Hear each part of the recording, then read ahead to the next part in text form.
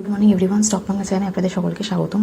আজকে 27শে ফেব্রুয়ারি 2025 এর আজকের জন্য নিফটির যে নিচের দিকে লেভেলে রয়েছে 22,525, নিচের দিকে দেখতে গেলে আরও ক্রুশিয়াল সাপোর্ট রয়েছে 22,400-তে।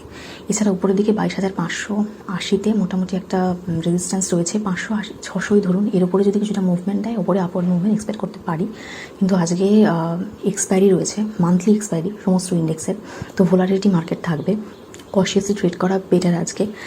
আর অপশান চেন দেখলে 22,600-তে সবথেকে বেশি কল রাইটিং রয়েছে, 22,500-তে সবথেকে বেশি পুট রাইটিং রয়েছে। এছাড়া ব্যাঙ্ক নিফটির ক্ষেত্রে 48,500 লেভেলটা নিচের দিকে সাপোর্ট, আর উপরে 48,700 লেভেলের রেজিস্ট্যান্স।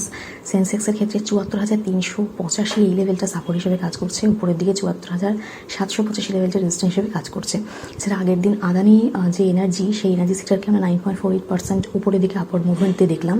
অ্যাকচুয়ালি বিদর্ভ ইন্ডাস্ট্রির যে ইনসলভেন্সি কেসটা রয়েছে, ওদের অনেক ডেট হয়ে গেছে, তো সেক্ষেত্রে অ্যাকচুয়ালি আদানি পাওয়ার এসে একটা রেস্কিউয়ারের মতো কাজ করে কোম্পানিটাকে অ্যাকোয়ার করছে।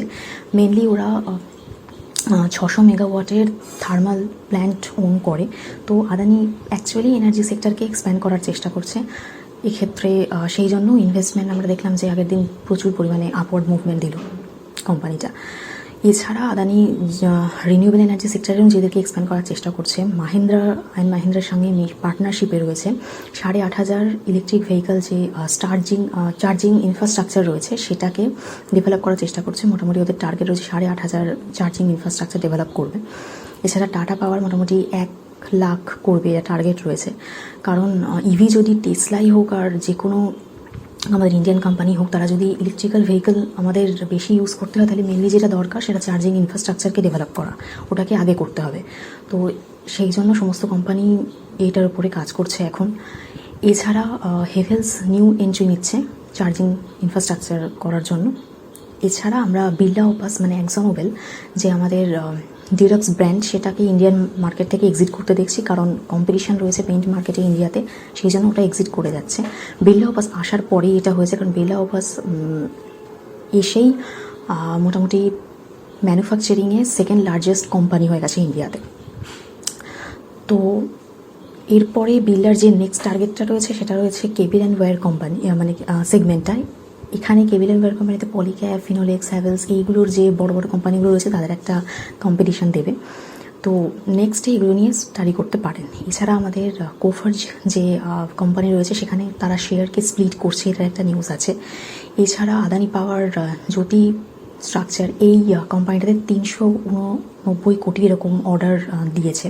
তো এই নিউজগুলো রয়েছে। স্পাইস জেটের Q3 রেজাল্ট বেরিয়েছে, 25 কোটি ওদের নেট প্রফিট রয়েছে। এছাড়া আমাদের ওয়ারেন বাফেটের এটা খুব একটা ভাইরাল নিউজ রয়েছে যে $321 বিলিয়ন উনি হোল্ড করছেন এখনও। সেই নিয়ে একটা প্যানিক সিচুয়েশন রয়েছে যে হোল্ড করছেন মানে হয়তো মার্কেট কোল্যাপস করবে, সেই জন্য উনি হোল্ড করছেন, এরপরে উনি ইনভেস্ট করবেন। কিন্তু উনি লেটারে জানিয়েছেন যে এরকম কোনো ব্যাপার নেই, ওনার হোল্ডিংয়ের সাথে মার্কেটের কোল্যাপস হয়ে যাওয়ার কোনো সম্পর্ক নেই।